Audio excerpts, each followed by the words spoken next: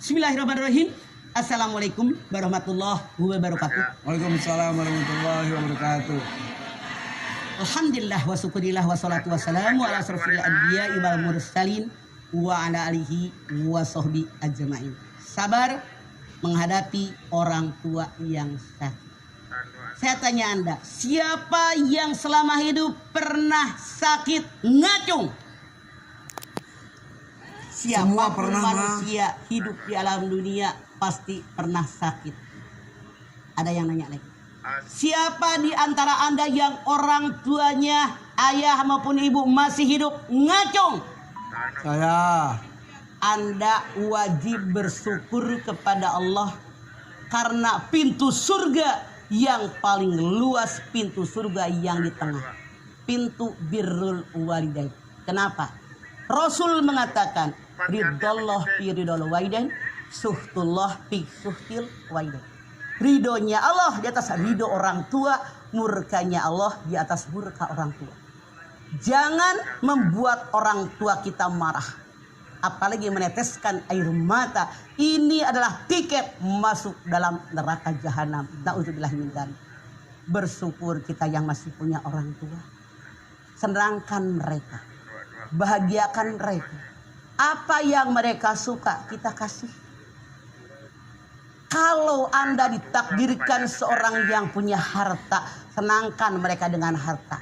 Boleh jadi punten, berangkatkan haji, berangkatkan umroh, ajak mereka jalan-jalan, pergilah kemana keliling, misalnya tur ke masjid-masjid, kan sekarang banyak. Masya Allah, banyak cara menyenangkan mereka.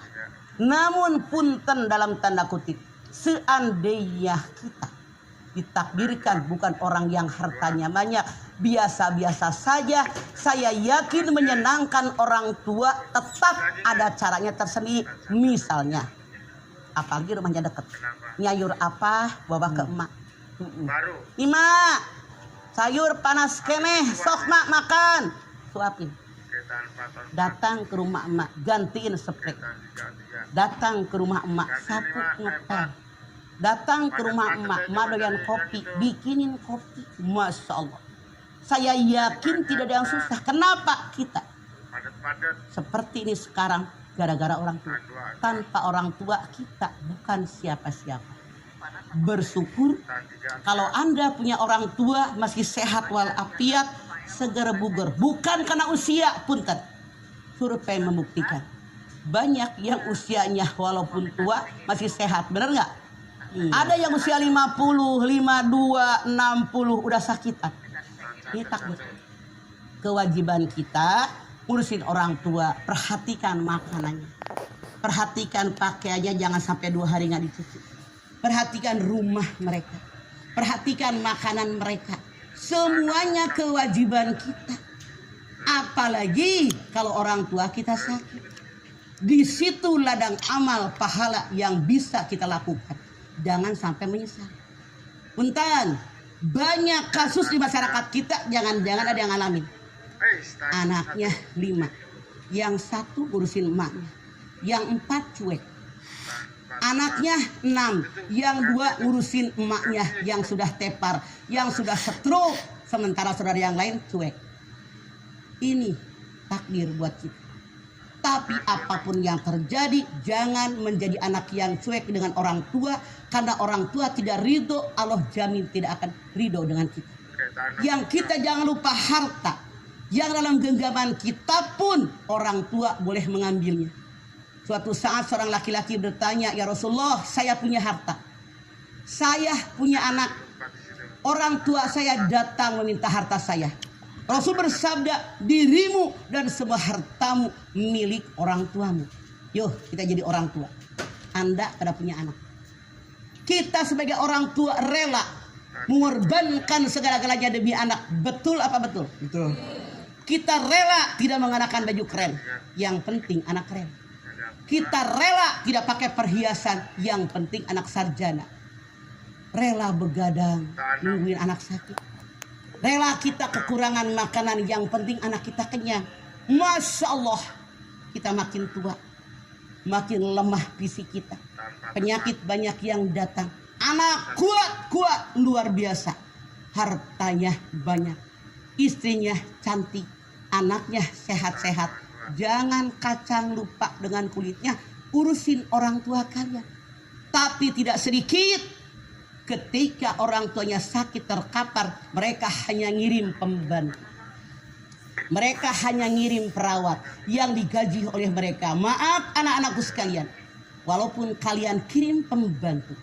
Kalian kirim perawat yang merawat kami di masa tua kami setelah kami sakit. Kami lebih senang kalau kalian yang ngurusin kami. Ini yang harus kalian ingat. Karena kebahagiaan kita orang tua ketika anak mantu kumpul datang kepada kita. Nggak usah dah ngasih duit. Datang sudah senang. Perhatian kalian kepada kami orang tua itu sudah menyenangkan. Walaupun datang anak mantu cucu yang kecil-kecil. Datang ngeberantakin rumah, kita ketawa bahagia. Jangan sampai kalian kacang lupa dengan kulitnya. Tanpa orang tua kalian, kalian tidak akan jadi apa-apa. Tidak akan menjadi siapa-siapa. Yang kalian wajib sadar menjadi apa-apa, menjadi siapa-siapa. Karena orang tua kalian yang membesarkan kalian, yang ngurusin kalian. Apalagi kondisi sakit orang tua kalian, diurusin. Yang masih ada orang tua bersyukur kepada Allah, masih ada tiket buat masuk surganya Allah. Yang orang tua sudah meninggal dunia, banyak berdoa kepada Allah, semoga diterima amal ibadahnya, diterima iman Islamnya, diampuni dosanya, dilapangkan kuburnya, diberikan surga tempat tinggalnya, insya Allah.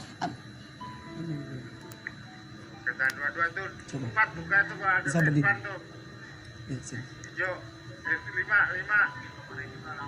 Ibu orang tua masih ada, sudah meninggal.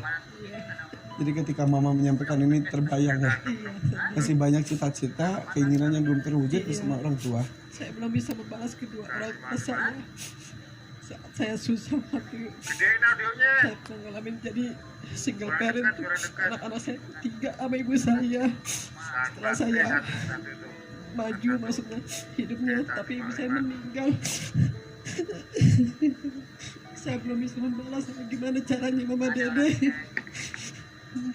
Baik Ibu, ketika saya masih segar bugar sehat walafiat, saya punya anak 3 kecil-kecil.